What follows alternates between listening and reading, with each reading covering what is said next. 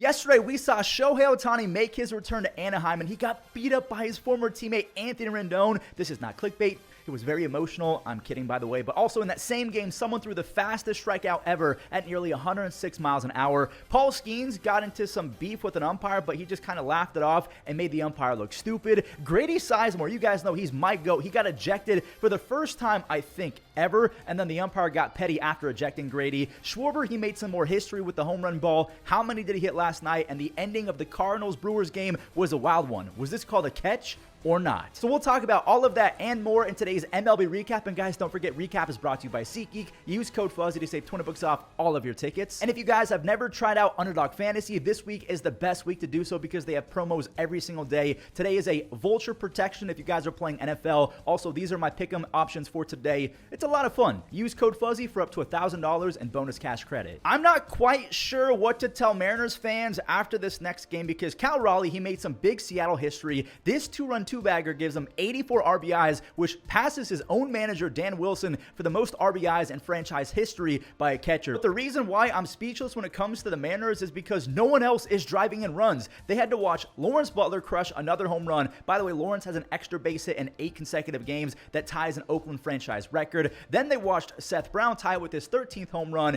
Now, I will say, at least Victor Robles cares. He made a crazy catch and a throw for the double play, but so did the A's. Shea caught strike 3, and Randy, he was kind of caught standing. I'm not sure if that was miscommunication or what happened there. So we have 2 runners on for Seth, and Seth Brown walks it off. So the Mariners have dropped 4 games in a row. They're 6.5 games back of first place. They're now 23-24 in one-run games. That's been the difference. They're just not scoring enough, and you can't always rely on the pitching staff and Cal Raleigh or Victor Robles because it seems like aside from those 2 guys, everyone has regressed, including J-Rod, and I thought that he was going to have an even better season. Speaking of regression, we all know that Carlos Rodon has not been the same guy for the Yankees. He's been a home run allowing BP merchant. Now, before we show Rodon, the other lefty, former Yankee Andrew Heaney, he struck out 3 on 10 pitches in the 3rd inning. He missed an immaculate inning by 1 single pitch. Josh Young, another home run allowed by Carlos Rodon. But I will say, aside from that, Carlos was actually really good. That was the only base hit that he allowed, and he racked up 11 punchies on just 1 base hit. That's probably his best start so far as a Yankee.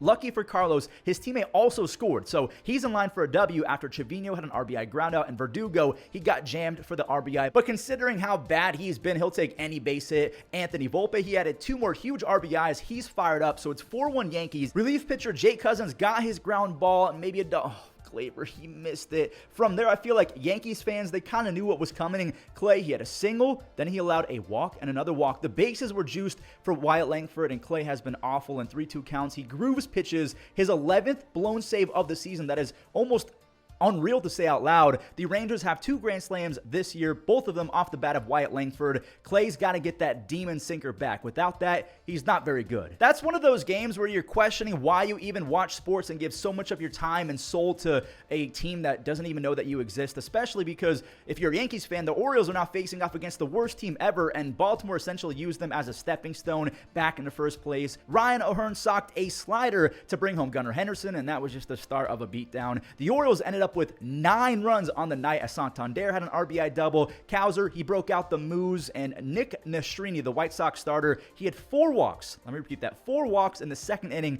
Cowser's given another RBI with the bases of the walk. Now, it should have stayed 4-0, but this is the 2024 White Sox we're talking about. Former White Sox Ellie skied the 3rd out, and Miguel Vargas, he did stay in, but he took an elbow to the noggin.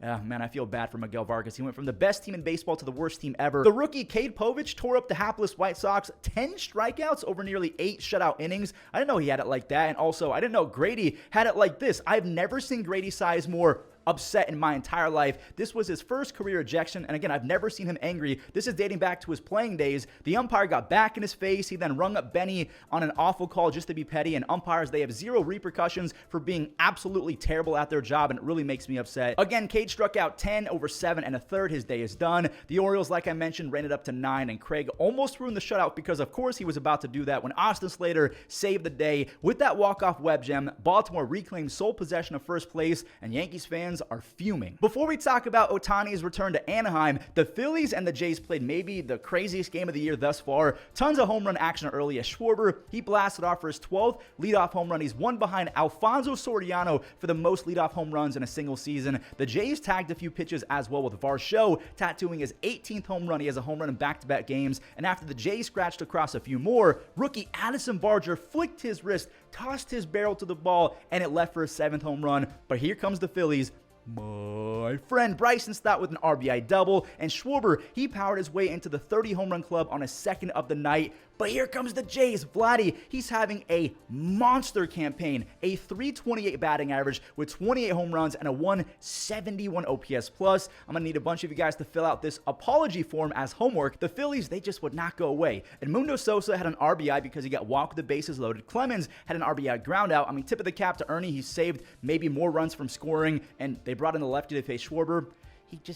He hit it too hard for Vladdy. He couldn't snag it, so the Phillies are within 1, and Kyle Schwarber, a historic night for him. 3 Schwarber bombs in 1 game. He has 277 career home runs. He's 31 years old. I think he might be able to get to 400. The Phillies' 3-game win streak now gives them 82 Ws on the season, which is second behind the Dodgers, who are looking for their 84th W. Ohtani, he's back. 45,000 people showed up, and cars were stopped on their freeway. He got a standing ovation with some boos mixed in for sure. He had a ground out in his first at-bat. Logan O'Hoppe, this kid can swing. He has 18 home runs as a catcher. Shohei, he's up again, and this time he got the job done. Shohei flew around for a game-tying 3-bagger, and then he got into it with Anthony Rendon. This was horrifying. It was a world I'm joking, by the way. They were just play fighting. Mookie then scored Ohtani, so the Dodgers are up, and I will say Reed, he was nasty aside from those 2 runs allowed. He got some help from the blue on this one. Shohei, he looked at a fastball. That is Reed's 9th strikeout of the night. Taylor Ward, he saved Reed from taking a tough L. Taylor goes Oppo Taco, and Reed, his 10th strikeout of the night, ends his night. His first game up from AAA. Ohtani, the cheese, he couldn't catch up to it. Quijada, he was hyped up. He also got Freddie too. So if 95 miles per hour is cheese, what is 105.5? Someone threw 10.5 miles an hour faster than 95, which is insane. Ben Joyce just secured the fastest strikeout in StatCast history. The Angels had a pretty fun first 9 innings, but unfortunately the Dodgers ran away with it in the 10th as Miguel Rojas, he put the Dodgers up 1. They intentionally walked Ohtani, but if you walk 1 MVP, you got to deal with 2 others, and Mookie, he was the other MVP that clutched up a 3-run, 421-foot moonshot. He's got 22 RBIs in 21 games since returning from the IL. From one first-place team with 80 wins to another first-place team trying for 80 wins, the Guardians went up 1 on a Brian Rocchio sac fly. I'm going to spoil it. He had 4 RBIs on the night, but did the Guardians win? J-Ram, he pulled a little Willie Mays over at third base. I'm being a little bit hyperbolic. It wasn't a full-blown Willie Mays grab, but you know what I'm trying to get at. Then Jose got Jose'd. Paul DeYoung made a similar catch over in foul territory as well. Tanner Bybee's fastball was electric. He had the velocity and the bite. Back-to-back strikeouts on the heater to end the 4th inning. Andres, thank goodness he's finally heating up. He's been a noodle bat over the last few months, and that right there was a 60-mile-per-hour RBI, but I'll take it. Salvi, oh no, he's up at the bases, though, to nobody out. Tommy Pham slipped. That is bad base running, or maybe he just got unlucky. Pham did score on the next sac fly chance, so it's 2-1, but Tanner found another gear. He pumped it 97 to end the threat. Fire me up, Tanner. 2 base hits, 6 strikeouts. Rocchio, this was crazy. He tried to bunt not once, not twice, 3 times, and then he went yard. He tried bunting 3 times and instead hits a 2-run home run, and then he takes a bases loaded walk to secure a 4 RBI day, his new career high. Quan, he broke out of a mini slump. He was 0 for 16. He's batting under 300, but that is a 2-run single. The Guardians do pick up their 80th win as the Royals.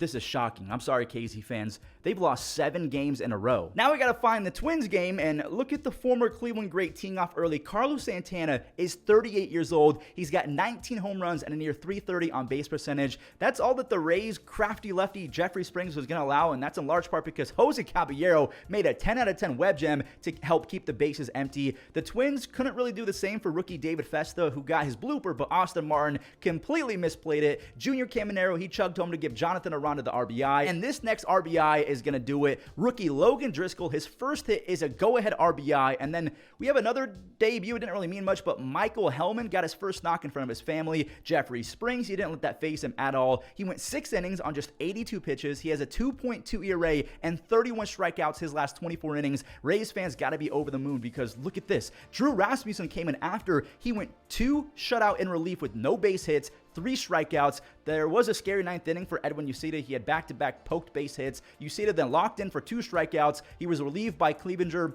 and he wrapped up the game. The Twins, they're 4.5 games back of first place. If the Giants don't win this game, I think it might be time to pack it up, and it looked like they were packing it up from the jump of this game. Grichuk, that is a 2-run home run. He's the Thanos of baseball when it comes to hitting against lefties. He is quite literally inevitable. Later, Jose Barrosa stole his very first big league bag, and that set up a potential RBI for Geraldo Perdomo. Grant McCray has a cannon, but Barrosa just beat it, and Bailey missed it anyways. Another miscue for the Giants. Luciano can't handle it. He dropped it 3 or 4 times. Kevin Newman, he lined one back up the middle for 2 more runs, and Randall Grichuk versus a righty. He's got 4 home runs and 9 RBIs his last 4 starts. Ryan Nelson was filthy again. 9 strikeouts over 6 2/3. Now, he did get lit up by Matt Chapman. That is Matt's 22nd home run. And here comes the Giants. Yaz had a solo home run, his 13th of the year. Gerard Encarnacion made it 7-4. It's now 7-5. Patrick Bailey with the gonads of steel. 2 outs. That really takes some guts. And Luciano, it's now a 1-run game. But then Luis Matos ended the rally looking at a fastball down the middle. I know it was 101, so it's not as easy as I'm making it out to be. Corbin Carroll later, he stole third. He would have scored anyway on this base knock up the middle. Welcome back, Christian Walker. But that was a big run because Elliot Ramos hooked a double down the line. It's back to a 1-run game when Justin Martinez broke out the changeup splitter. I don't know what that was. He has 8 saves. And San Francisco, they dropped to 68 and 71. They're 7.5 games back with 23 games left. The Mets are very much still in it, and technically so are the Red Sox, but the Red Sox are crumbling fast. Francisco Lindor, he wants MVP. And honestly, if it wasn't for a slow start, I think that he wins it over Ohtani. Maybe, I don't know, Ohtani, if he goes 50-50, that's no debate. Lindor is up to 30 home runs and 26 stolen bases, which is a far cry from Ohtani, but he's on pace for an 8.5 F-WAR because of that platinum defense. And by the way, this is his 5th 30 home run season already, so he ties Ernie Banks for the 2nd most ever by a shortstop. He's only behind A-Rod, who had 7. David Peterson, he was disgusting on his birthday. He had strikeouts 9 and 10 in the 5th inning, which is the most ever by a Met on their birthday, by the way, and kind of a wacky stat. David ended up making it 11 strikeouts on the night. Tip of the cap to him. Cutter Crawford was fantastic as well. 8 strikeouts, just 1 base hit, the home run to Francisco Lindor. Boston brought in a rookie named Austin Slayton to face off against Mark Vientos, and that did not end well. He's up to 22 home runs. Lindor had another RBI extra base hit. He was batting 174 with 6 RBIs over the first month of the season. He's batting 295 with 28 home runs and almost 80 RBIs his last 116. O'Neal made a cool web gem. Brandon Nimmo gets the RBI on the sac fly. Pete Alonso, that is 31 home runs, so $31,000 to animal shelters. I hope that he pops off for 50 or something like that. Just go crazy, Pete. And by the way, 223 is the 3rd most ever through the first 6 seasons. Shout out, Pete. The Mets need the Rockies to somehow clutch up. Yeah, about that. Chris Sale, that right there is the 200 strikeout of a season. He's the first lefty in Braves history with 200 strikeouts. I was blown away to learn that Tom Glavine never punched out 200 in a season for Atlanta. So the Braves put up Chris Sale by 1 after Gio jolted one down the line, and Whit Merrifield flew around the bases. Harris turned on the Jets as well. He beat out an infield single, and a run scores on the air. Chris Sale was incredible, and it's so cool to see him go off after a lot of people wrote him off, and he might mess around and win not only the Cy Young, but a triple crown. Michael Harris, he came in clutch with the leather. He saved the shutout. He's been unreal defensively. Chris Sale is leading the NL in wins with 16. He's also number 1 in ERA and strikeouts. The only other guys in the stratosphere is Dylan Cease with the strikeouts and Zach Wheeler with the ERA. Oh no, a runaway fastball got Whit Merrifield. That was, he yelled, "Get the ball over the plate," and he went off after the game. He basically said that pitching is an embarrassment right now. It's pathetic, the state of pitching, because guys just come up and throw 100 without knowing where it's going to go. Harris had an RBI sac fly. Rizal has 29 saves and a 1.2 ERA. They stay a half game up on the Mets. Sorry it took so long to show off the Paul Skenes start, but there was a lot of action in this recap, and it seems like Paul has faced the Cubs 10 times already to begin his career. He gets Michael Busch looking before kind of losing. He had to face Nico with the bases jacked. He's out of that jam. Skenes, he kind of ditched the fastball from there. He got back-to-back strikeouts with a changeup, but again, he lost command. Bases loaded for the 2nd time in 2 innings, but again, no damage. Pittsburgh, they're up by 1. Andrew McCutchen, he lofted a sac fly. Tellez turned on a fastball. Yes, 89 miles an hour is a fastball out the hand of Kyle Hendricks. Bellinger, he singled, and I don't know why this wasn't called a sac fly. IKF missed it. He went to 2nd, so he got the fastest runner. Skenes, another walk. He had 4 in 3 innings, but the dirty change piece got him out of a lot of trouble. I think he had 6 strikeouts on the night, all but 1 on the changeup. O'Neal, he snagged the final out to make it 5 scoreless as Jared Triolo, he made it a non-save opportunity opportunity for David Bednar. A 3-run home run makes it 5-0, and that's where it stayed. By the way, earlier in the game, I do want to show this. Paul Skenes and the umpire, they kind of had some back and forths. Not really. It was kind of a one-sided back and forth. Skenes, he wanted to strike. He smiled, and the umpire literally yelled to the manager of the Pirates, he wants to walk off and act like it's a strike. Really, are you upset over a smile or body language? You're soft. I'm going to speed run through the first half of this Cardinals and Brew Crew game because the ending was a wild one. Goldie, that's an RBI double. He makes it 2-0, and the Milwaukee Brewers found some barrels as well. Joey Ortiz has 10 home runs on the season, and Jackson Chourio is now 1 away from 20. He already has 20 stolen bases. Imagine if he goes 20-20 at 20 years old. Goldie and Jackson Chourio, they traded RBIs after that. Goldie might be back. He's batting .565 his last 8 games. Also, he's got 9 extra base hits in those 8 games. Jackson is RBI double Tyson, and he got all the way to third base standing up. Now, the Cardinals did get out of that jam. Jackson didn't score again, so we're going to skip to extra innings. Goldie delivered again. It's 4-3 St. Louis heading into the bottom of the 11th, and Michael Ciani, he made an insane catch to end it. Wait, no, he didn't, because you have to survive the play. So Willy Adames, instead of a game-ending web gem, he gets a game-tying double, but Michael, he made up for it. A 2-run slapper the other way. That is poetic justice. The Cardinals, they added another as Ryan Helsley. He doesn't get the save. He gets the W. The Cardinals, they're still 5.5 games back of the Mets and the Braves. I seriously can't remember the last time I said this sentence. My friend Joey Gallo just went yard. He launched a mammoth 3-run tank. Kyber Ruiz, that's his 13th of the season. The young catcher has been decent over the last few months. Since late May, he's got 11 home runs and nearly 40 RBIs and 71 starts. He really has to work on getting on base via a walk. That pretty much sums up this game, as Patrick Corbin was nasty again. 8 strikeouts in under 6 innings. He has a 2 ERA and 24 strikeouts his last 22 innings. Leave it up to Patrick to pitch his best when there's like 1 month left on his mega contract. Sorry, Nationals fans. Well, everyone, that does it for today's recap. I hope that you guys enjoyed it. It was a longer one, so thank you for watching until the end. If you did, leave a like, subscribe. Don't forget to use code Fuzzy on SeatGeek and Underdog Fantasy. Enjoy your day, and check out the web gems. Ramirez takes off. Fermin's throw on target. Tag in time. Matrix is working best. It's helping take what a pitcher does well and make it even better. Shallow center. Henderson with a tremendous And a dribbler. Got a Crawford to bare hand. Off balance throw. Oh, what a find. backhand stab. Adames, 1 hop throw, 2 hops and a scoop. 1-1. Back up the middle. Wilson stabs it.